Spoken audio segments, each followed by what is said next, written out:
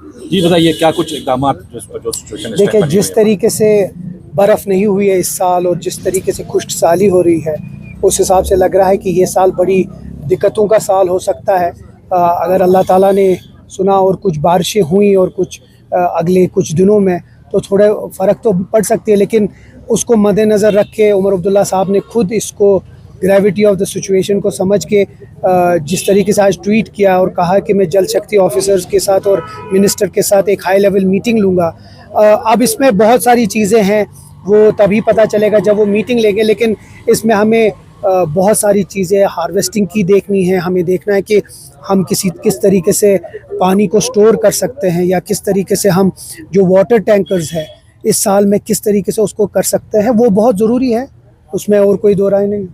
Sir ये बताइए कि अभी प्रेस किया जा रहा है पीएम मोदी को, और उमर अब्दुल्ला को यहाँ की अपोजिशन जो है टॉन्ट कर रही है, अपोज कर रही है, तो आप इस स्टेटमेंट को कैसे देखते हैं? खासकर जो टनल का इफ्तिताह हुआ था सोनमर्ग में, उस पर ज़्यादा अभी सियासत जो है गरमाई जा रही है, उस पर क्या कहेंगे? मतलब किस हिसाब में वो टॉन्ट कर रहे हैं? जिस तरह से उमर अब्दुल्ला ने वहाँ पर स्पीच किया था उसको लेकर। देखें, चीफ मिनिस्टर साहब अगर प्राइम मिनिस्टर की तारीफ नहीं करेंगे तो किसकी करेंगे?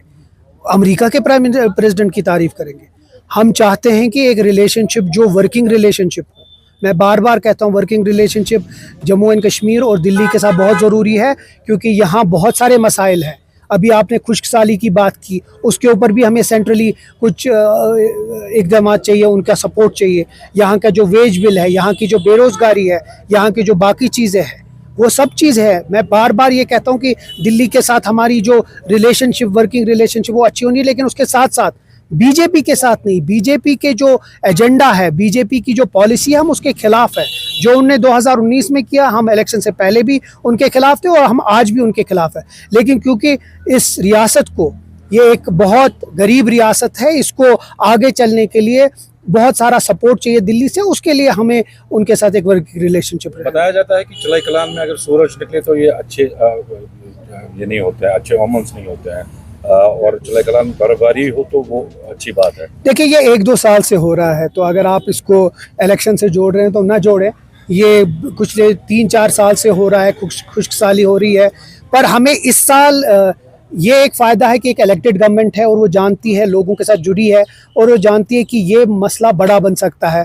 इसके लिए क्या इक़दामात लेने हैं वो उमर साहब खुद ही देख रहे हैं, और ये जो जल शक्ति है डिपार्टमेंट वो देख रही है, जो उसके मिनिस्टर हैं वो देख रहे हैं। हम पूरी कोशिश करेंगे कि जितना कम से कम लोगों को मुश्किलात हो उतना हो सके। तमीर साहब, आपने कहा कि वर्किंग रिलेशन जो है वो यहाँ पर अभी बनाई जा रही है, जो सेंट्रल गवर्नमेंट है, कब तक आप ये बोलेंगे? क्योंकि नॉन मीटर्ड एरिया में जो 800 की बिल आती थी, आज वो 1800 भी पहुंच गई है।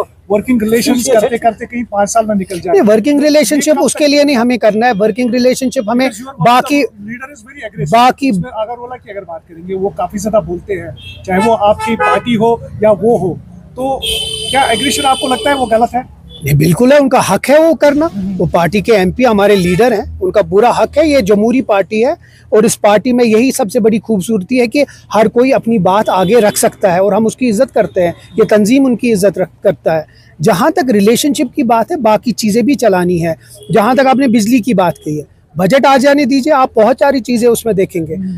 आपको अगर याद होगा कि जो इस इतने महीनों से हमने इसलिए नहीं, क्योंकि बजट टू बजट काम होता है। जो पिछला बजट था वो यूनियन टेरिटरी में बजट था, वो दिल्ली से बजट आया। ये बजट जो होगा वो लोगों का बजट होगा, पीपल फ्रेंडली बजट होगा। उसमें बहुत सारी चीज़ें होंगी जो लोगों की फ्रेंडली में होगा। रिमोर्स काफ़ी ज़्यादा है, क्योंकि जो अपोजिशन पार्टी से कुछ लीडर्स हैं, उनके नेशनल कॉन्फ्रेंस के भी कुछ लीडर्स हैं जिनकी आइडियोलॉजी कहीं ना कहीं मिल रही है, तो ये भी रिवर्स है, काफ़ी सी एक अलग सा ग्रुप बनने जा रहा है। तो उस पर क्या कहेंगे? किसी कोई ख्वाब भी अगर देखेगा वो भी ख्वाब पूरा नहीं होगा। इसीलिए नेशनल कॉन्फ्रेंस न कभी टूटी है और न कभी टूटेगी। बहुत कोशिशें हुई है, पहले भी कोशिशें हुए, इलेक्शन से पहले भी हुआ, एक भी आदमी को तोड़ नहीं पाए। तो आप उस गुमान से निकलिए। नेशनल कॉन्फ्रेंस बिल्कुल मजबूत है, हर एक लीडर इसमें मजबूत है, हर एक एमएलए मजबूत है।